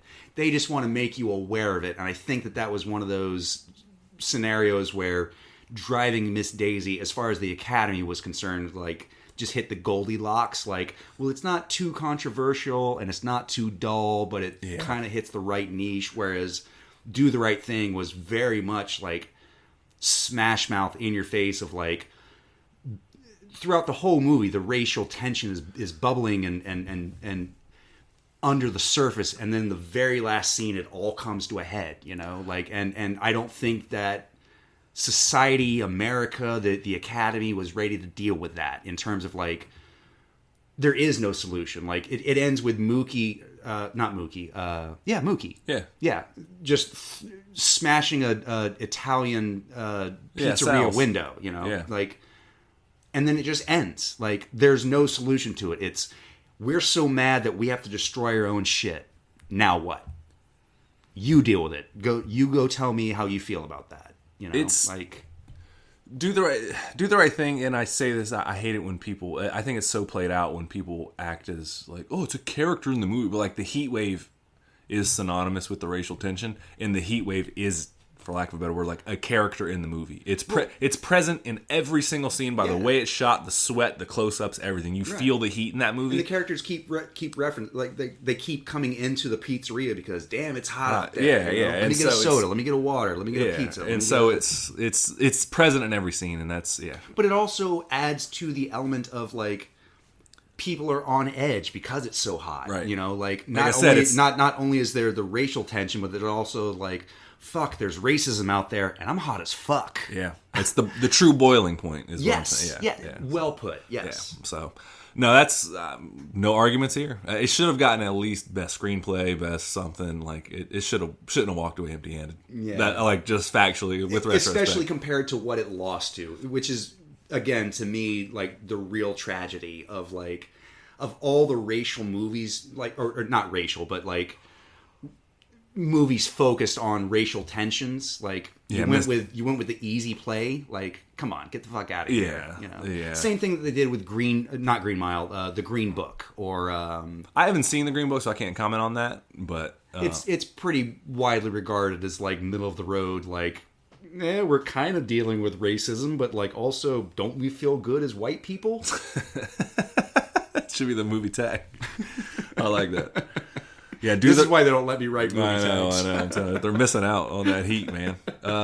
Anyways, keep rolling, man. We got a bunch here. We can rattle us more off. We're just trying to give you guys an idea of it. Let's see. Do the Right Thing is a travesty. It lost. Yeah, another big one for me was Angela Bassett. I think that she's been nominated twice, and I think that she should have won at least once for both of those nominations. She was nominated for What's Love Got to Do with It? Yeah. Which, her playing Tina Turner, and I mean, as far as a biopic movie goes, she embodied Tina Turner. She channeled all the Proud Mary into her soul and put it all out there. The scene where she walks into the hotel room and she just got her ass kicked by Ike, and she's black and blue and swollen in her face, and she walks into a hotel room and the concierge recognizes her, like, "Oh my God, you're Tina Turner." And she goes, "My name is Tina Turner, and I swear to God I will pay you back, but I need a room for the night." And he's just like, "Yes, ma'am, absolutely. Yes, Miss Turner, come this way." Like, she has nowhere else to go, so she just walks into a random hotel, like, "Please help me," like, and just, you can see the strength and determined, like, she never cries, but she's carrying herself in that very, almost superstar diva way, but not in the bad way, like a badass bitch, just like, "Yeah, I got my ass kicked, but I'm gonna walk into this motherfucker and I'm gonna ask for help, but I'm gonna do it in a Tina Turner style." That's right, like only Tina could, man. Exactly. "My name is Tina Turner, and I promise you, I will pay you back for this room." She was as good as that as Jamie Foxx was in Ray, and I'm a huge Ray fan. So, right, yeah. And then also, quite frankly, Black Panther 2. Like, I know that she was only on screen for, I don't know, 4 to 8 minutes total. But probably more than that. But Angela Bassett commanded that entire, every scene she was in demanded your attention. I mean, the scene where she talks about, "I have lost everything. I've lost my husband. I've lost my son. I've lost," and like, "You will treat me like the queen that I am. You will treat me like the royalty that I deserve to be." Yeah, no, she is incredible in that movie. And I'm going to steal his joke, but John Mulaney has the great joke about Angela Bassett is such a good actress. She got nominated for an Oscar in a Marvel movie. That's like getting a Pulitzer Prize nomination for a Twitter. Or a tweet. I butchered the joke, but obviously I'm not a professional. Right. But no, she's really good in that movie. The only reason I would say that she didn't get snubbed is because that movie, and this is just me being biased, she went up against Jamie Lee Curtis and Stephanie Hsu in Everything Everywhere All at Once. Everything Everywhere All at Once. Which she was. I understand why they gave it to Jamie Lee Curtis, because I don't think she's again, it's one of those, like, we should have given you one of these a long time ago. So that was a good year in terms of I didn't really have it. If Angela Bassett would have walked away for Black Panther, that's good for comic book movies everywhere, and she's incredible in that movie. Yeah. So it's not like, it's a handout. Jamie Lee Curtis felt a little bit more handout-ish, but she was also really good in Everything Everywhere All at Once. She was. I don't know that she commanded the same performance that Angela Bassett did, in terms of, yes, she was good, even unrecognizable, but also kind of unrecognizable, Yeah. I thought Stephanie Hsu was better than her personally in that, but I agree. But that's not necessarily a knock on Jamie Lee Curtis. Stephanie was really good in that movie. It's stiff competition. Yeah. I mean, it's you're talking about, like, when you talk about the top 3 basketball players of all time, right? It's splitting hairs. Yeah. At that point, you're like, well, he put up more percentages on field goals. He put up more percentages on touchdowns. He put up more percentages on. Sorry, is this basketball? I don't know. Whatever, it doesn't matter. Point being is that I can agree with you that even in Black Panther 2, I would consider that a snub, for sure. So I'm going to rattle off a couple here, though. We talked about Best Song earlier. You know what didn't get nominated this year, which is some old bullshit? What's that? The Jables. Jack Black. Oh. How the freak... Peaches. Yeah. Dude, the Peaches song from the Mario Brothers movie was everywhere. You can't. Yes, it's a simple song, but you can't say that it wasn't one of the best songs from a movie this year. Yeah, it's simple, but it's also Jack Black pouring all of his artistic talent into something. Like, again, sometimes the simple things are the best as long as you commit to the bit. Yeah, I mean, just the simple lyrics of Peach, "You're so cool, and with my star we're gonna rule." It's just like, come on, man. J-Wolf crushes it. Just the hook of peaches, peaches, peaches. It's a great song. Should have been nominated, at least nominated. I don't know about a win, but they should have gave him the nod for sure. Sure, for sure. Let's say we talked Brokeback, we talked Do the Right Thing, we talked Jack Black. Okay, obviously I'm just going to get two out of the way that should have won. Jeremy Renner in The Town. Yes. First and foremost. Jeremy Best Renner supporting actor? Yes. Give me that 100%. all day. Give me all of that. Yep. All the hot sauce, all the fries you can give me. And then, can we just be honest? I know we brought him up earlier. We were talking about Chaplin. He's great in that movie. How did Robert Downey Jr. not win an Oscar for Tropic Thunder? Bro. I'm glad that they nominated him. Truly, he deserved the nomination, but I'm going to say something here. Speak on it, son. He's the best black actor of all time. Wait, you don't mean like he's the best black actor. He's the best... I don't mean he's the best black man who happens to act. I mean he is the best man who acted black. And he deserves a step. You know what I'm saying? He's the best black actor. It's him, C. Thomas Howell, and... They're chump change. He's so good Amos at that. and Andy. No, he's so good at that movie, man. He's so funny. Thank God. Like, I'm glad he got a nod for that. And I wanted to talk about something real quick. Why we were talking in the brackets about Marissa Tomei getting nominated for My Cousin Vinny. Mm-hmm. Not only nominated, but winning. In a comedy role. In a comedy. It is so rare that happens. It's like Melissa McCarthy did it. Bill Murray, you could say, should be on this list for any number of... I think he got nominated for Lost in Translation. Probably should have won. But that wasn't really a comedic role. Right, you know? right. But it's so rare when that happens that I like to see that Marissa Tomei won. Like Melissa McCarthy and Bridesmaids deserve the nomination for sure. All right.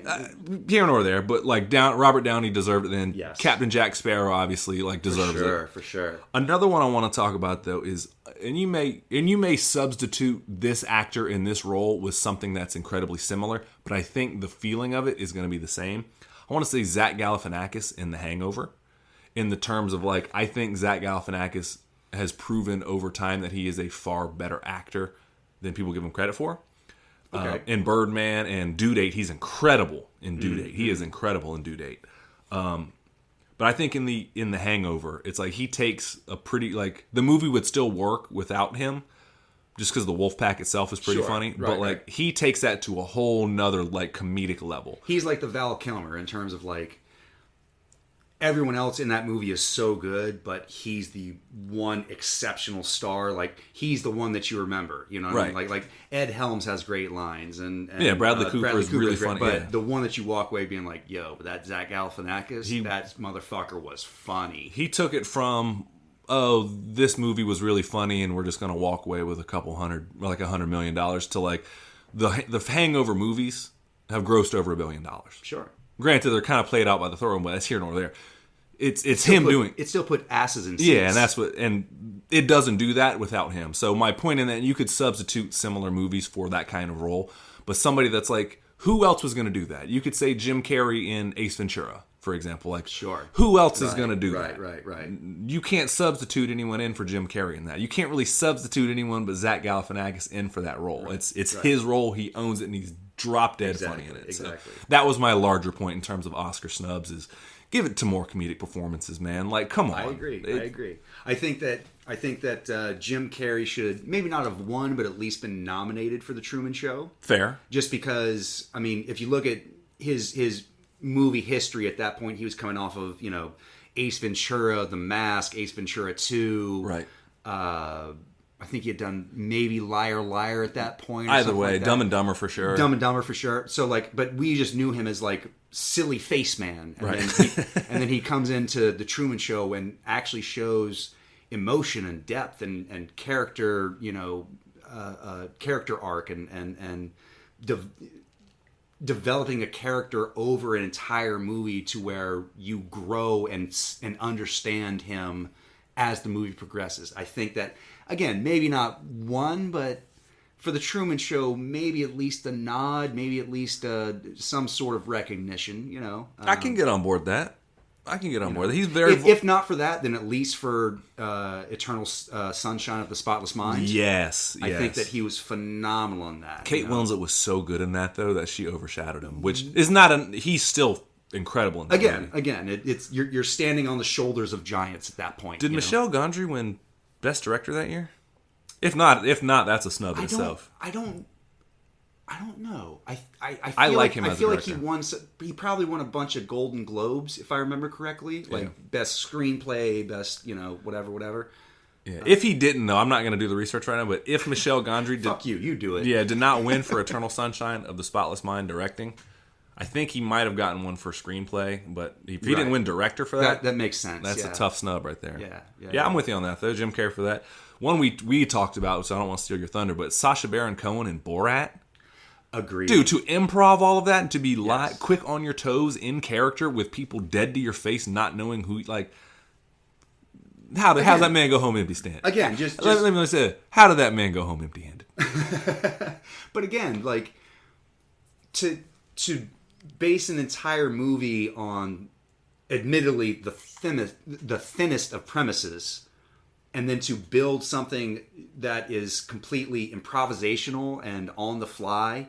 I mean, the only way that movie works is if you work with somebody who is as comedically brilliant as Sacha Baron Cohen. He's a genius. In order to just feed off the energy in the room and take it a new direction and really understand the comedic timing of it all. Brilliant. Yeah. Like if we're talking comedic performances that should be at least nominated for an Oscar, maybe not win, Sacha Baron Cohen in Borat, for sure. Socially, that movie exposed so much, too, just to turn what could have been, and I'm not... all these movies have their place, like a one-note character a la like an Austin Powers or whatever. You know? Oh, yeah.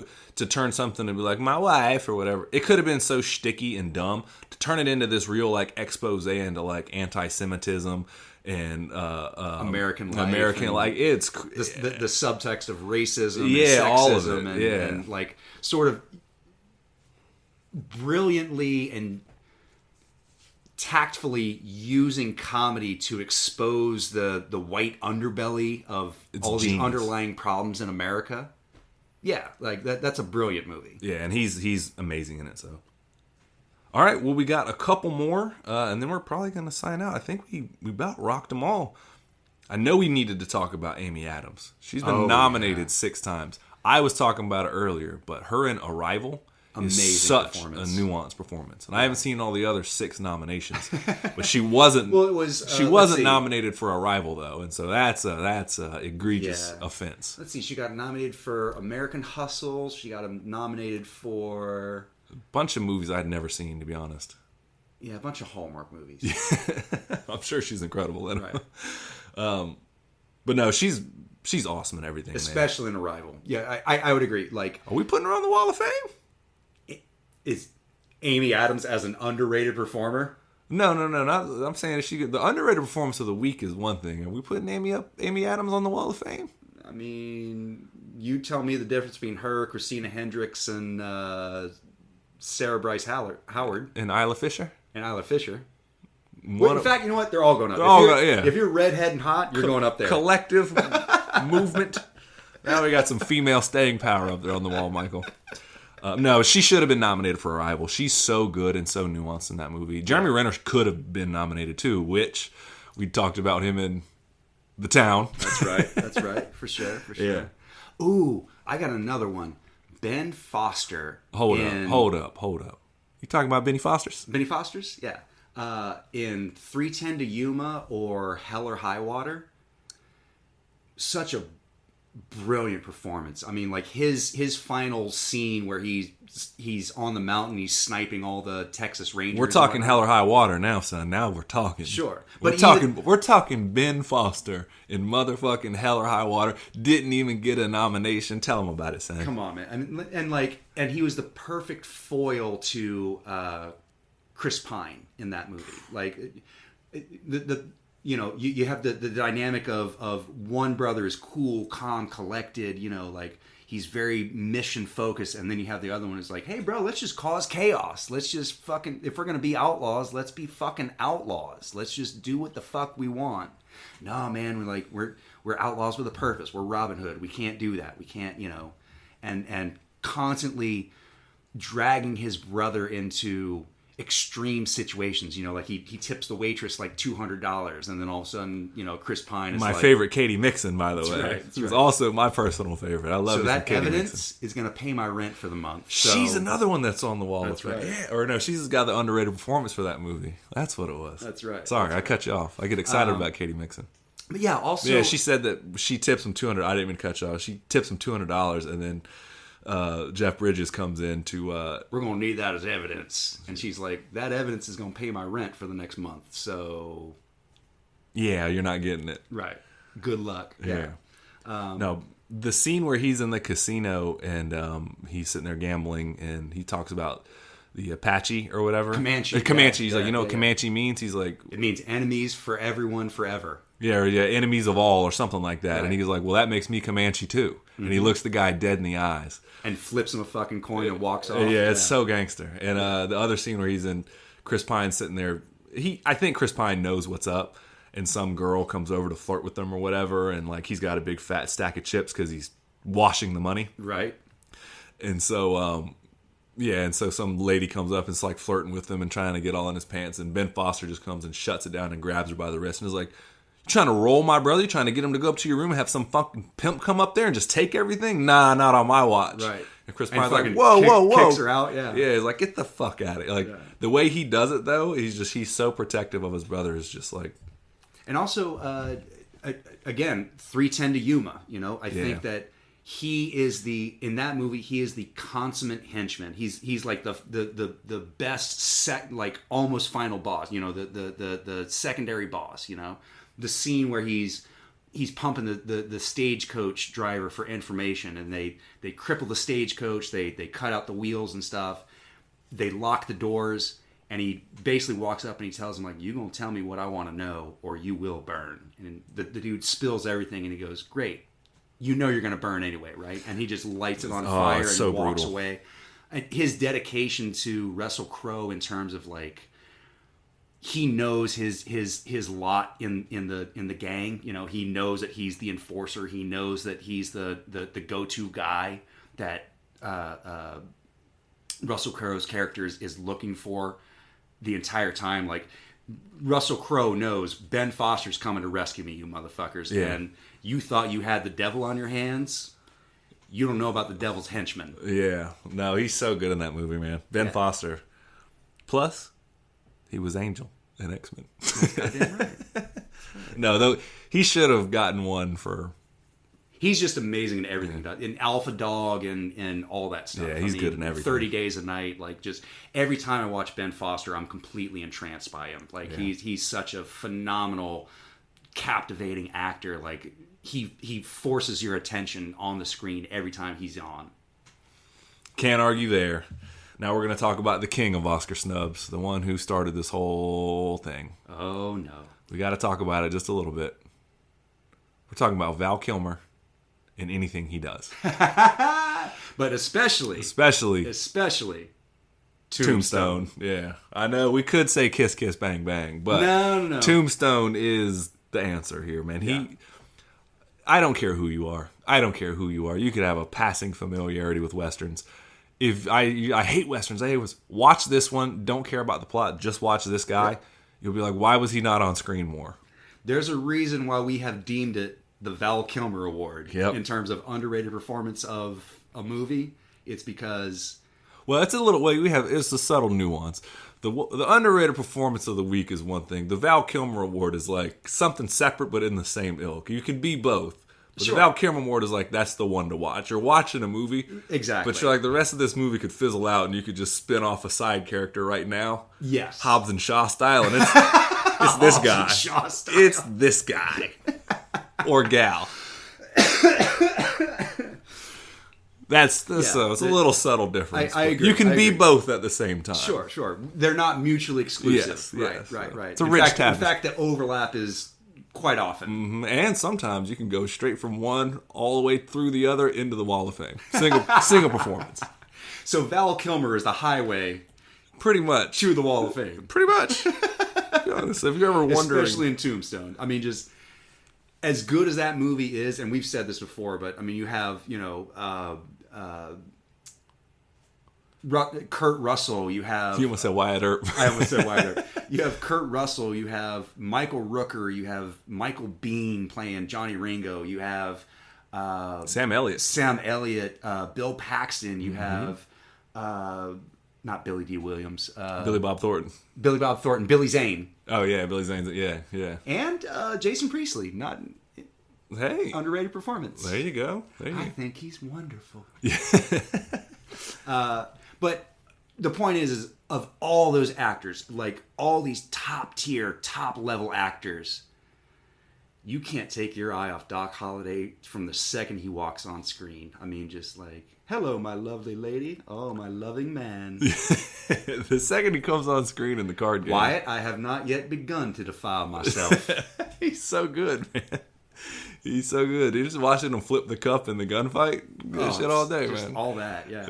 So that was the originator, the OG of it is Val Kilmer. He should have absolutely for Tombstone. If not for Kiss Kiss Bang Bang, absolutely for Tombstone. Should have won an Oscar, hands down. Was he ever nominated for anything? If not, that's the most egregious offense. He was nominated for The Doors, right? I think so. If not, we're gonna burn the Academy down. And Yeah, you can please. Tam this non-existent. It's like the high table in John Wick. They don't actually exist. It's not six dudes sitting around a table laughing. We're gonna go to all of your Hollywood mansions and we will pee on the ashes. Pee on the ashes for the egregious offense against Doc Holliday in Tombstone as Val Kilmer, which I said backwards, but you know what I mean. Right. It's an egregious offense. So yeah, those are our Oscar snubs, man. I think we got it all. Those are the ones that are important to us, at least. Thank you for dealing with our rapid fire ones. But seriously, please write us in at whatchabeenwatchingpodcast@gmail.com. Please, in the subject line, write Oscar snubs. Let us know what performance you thought should have at least been nodded at by the Academy. But that actor went home empty-handed that day. We would love to hear your opinions. Also, we're on Instagram now, so hit us up there. Yeah, we'll put the details in the links. Anything else, my brother? That about covers it for me, man. Man, always a pleasure. Good to see you, dude. Always. As always, go watch a movie. And talk about it with someone you love. And hell's coming with me.